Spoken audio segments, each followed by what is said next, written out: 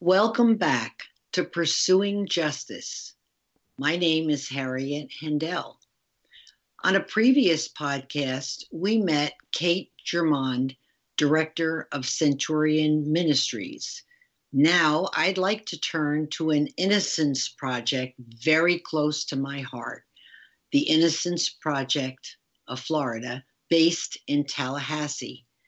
This project was founded in 2003 by Sandy D'Alembert, who died in May of 2019.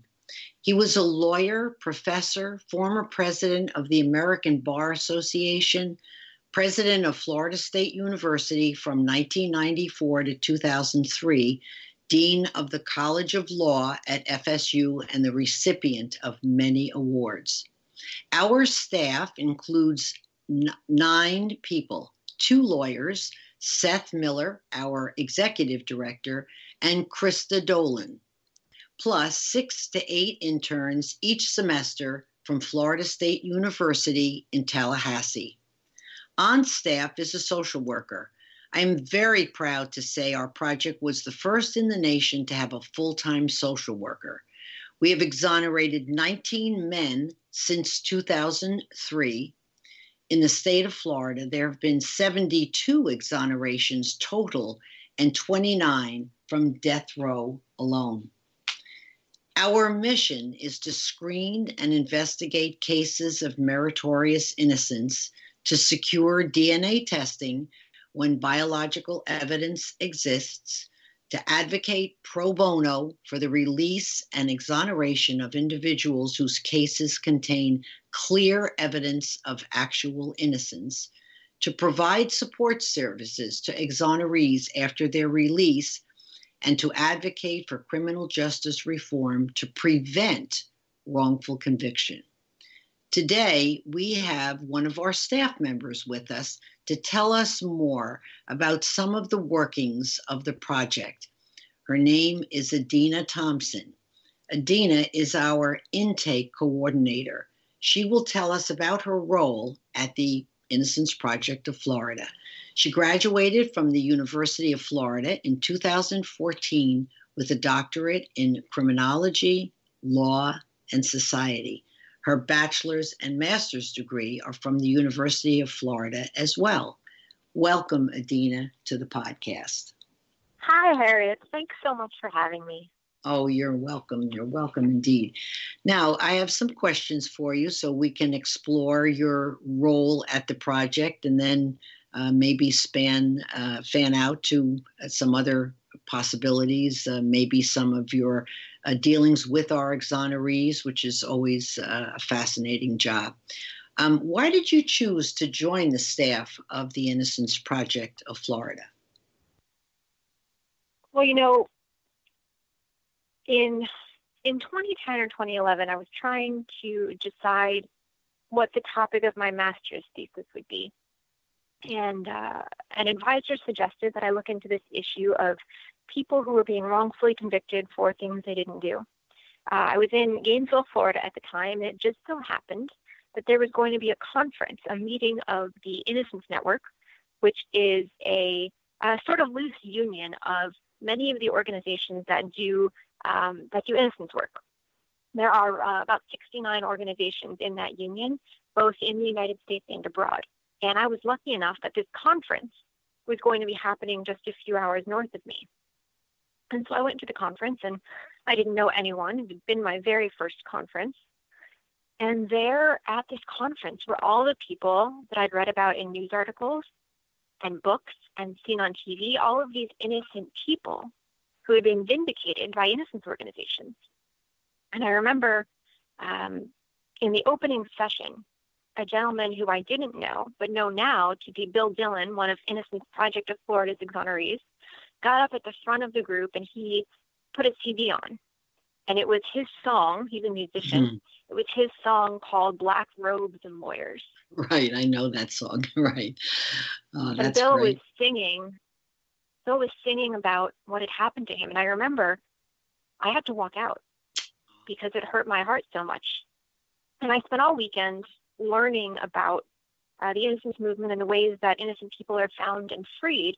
And then on the last morning, I was taking a break, sitting out in front of the conference room, and there was James Bain.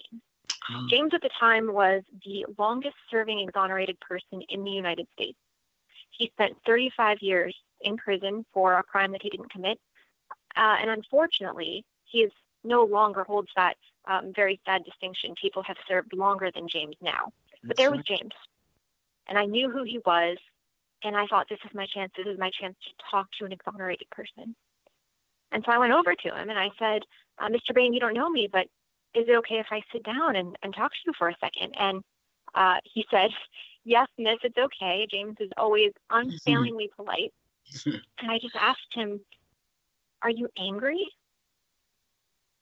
And he waited for a second and didn't answer, and then looked at me and he said, I had 35 years to be angry.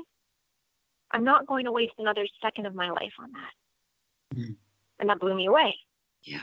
And I left that conference knowing that I needed to learn more about freeing innocent people. I went on to do my master's thesis, my doctoral dissertation on issues related to wrongful conviction. And shortly after I graduated, because of a connection that I had made at Innocence Network conferences, the executive director of Innocence Project of Florida invited me to apply for the intake coordinator job. And it was the perfect fit. That was 2015 that I took this job. It's 2019. It'll be 5 years that I'm here this January. Oh my, what an incredible story. And I can absolutely relate to your being at the Innocence Network conference. I attended the first and only one in 2015 and met some amazing people. That one happened to be in Orlando, so it was very, very easy to get there. I think there were 500 people there. When did you say this conference was that you attended? The one when I met James, he had just gotten out, so it was either the 2010 or 2011. I think it was 2010. Oh, I think it was. And I think it was 2009 because that's when I got involved because I saw his picture in the paper that December of 2009. So I know that's when he got out. It must have been April of 10 then. Okay. And was there a huge crowd or had it not actually picked up steam? I don't know when those conferences actually began, the worldwide conferences. Do you? The difference between the hundreds upon hundreds of people that attend an Innocence Network conference now and the small group of us that were able to have dinner in a little atrium in a hotel is vast. We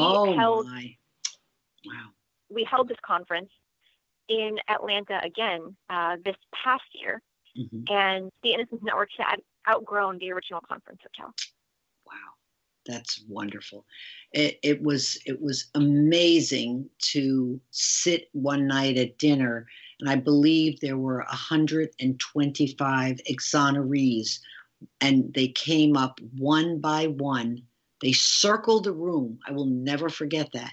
And told their story very briefly because there were so many and everyone needed a chance to get up to the microphone. So what a beginning for you. I certainly understand how you ended up at the Innocence Project of Florida. So now that you've been an intake coordinator for, as you say, nearly 5 years, explain the workings of your job and whether it is a job that keeps you in Tallahassee or whether you move around a great deal to do your job. Well, the interesting thing about this job is that the people come to us. We don't advertise. We don't have to do outreach. There are so many people in Florida's prisons who are desperate for someone to hear them. So my job actually starts with the U.S. Postal Service. We get mail from Florida prisons every single day. We probably get 12 to 15 letters every day from people asking us to review their cases. So primarily my job is it's a desk job. I have an office in our Tallahassee office in a lovely little yellow house in a historic home in Tallahassee, and I have walls of case files. Some of our cases are 30 or 40 years old, so I have got files with onion skin cages. These are people for whom nobody has responded for years and years and years. So my job starts with that initial request for help. We have a staff in intake of 2 professionals who work here full-time and a number of interns. And as a department, we take these initial letters and we review through questionnaires, through reviewing case documents, through analyses and memo writing, and figure out from those applicants who we may be able to help. And the way that we figure that out is we look at cases, and as you said in your intro, we figure out if there is some physical evidence that we can test for DNA that may shed light on who the true perpetrator may be. In approximately 2015, when I started here, the project also started looking at non-DNA means of exoneration. In fact, most exonerations in the United States have about 80% have been achieved through means other than DNA. So a lot of my job is looking for other ways to get someone freed. Is there a witness who changed a story? Is there a perpetrator who came forward and told the truth? Is there some kind of method that was used prior that is no longer a method that we use? For example, hair comparison analysis is no longer considered a valid science. And so we pull cases where hairs were compared and a hair was attributed to the defendant asking us for help, and we give those cases special consideration. So it's really a lot of review and a lot of looking for things that have never been uncovered before. And you say you have an office, so you rarely go out to visit someone who has asked you for help. Is that accurate? The person who does most of the visiting is our investigator, Jenny Nepstad. Her whole job is to find witnesses and interview them, to talk to clients who've asked us for help. And a lot of visits are also conducted by Anthony Scott, the social worker who works closely with clients before they're released and after, and of course the attorneys, Seth Miller and Krista Dolan. So a lot of my job is to collect all of that information that we would need before we ever decided to do a visit. I see. And do you have an input into the cases that are accepted at the project? Does your voice, count in making that decision? The voices of all of the members of our legal team contribute to the decision of whether to accept a case for litigation or not. When a case has been fully reviewed in the intake office, and when a student, a legal intern who's going to be a second or third year law student, has reviewed that file in its entirety and drafted a case memo, the legal team, the attorneys and the intake department and the investigator all meet together and review that memo and discuss the possible legal angles for getting that defendant back into court. And so those decisions are made by the entire legal staff. And the beauty of that is that you have multiple opinions in the same room, but also nobody has the burden of making a decision alone, because these are people's lives. Right. And it's a tremendous decision, I would think, to accept or reject a case. How often does a rejection happen after you have done your job as intake coordinator? What is it that what factors would there be for you to decide, I don't think so, we're not going to take this case? The analysis is actually a little bit different than that. The analysis is more about who can we help, not who we can't help. And so what we do is we review until we find someone for whom there is a legal avenue for relief and a claim of innocence that we can put faith in. And so a lot of what I do is trying to separate out the meritorious cases. And we have a number of stages in the intake process, and so a case might be ineligible for consideration after the first letter, or a case might make it all the way to legal team. And what we're doing is we're trying to find out, if there is something that we can use to get back into court. Florida has strict rules about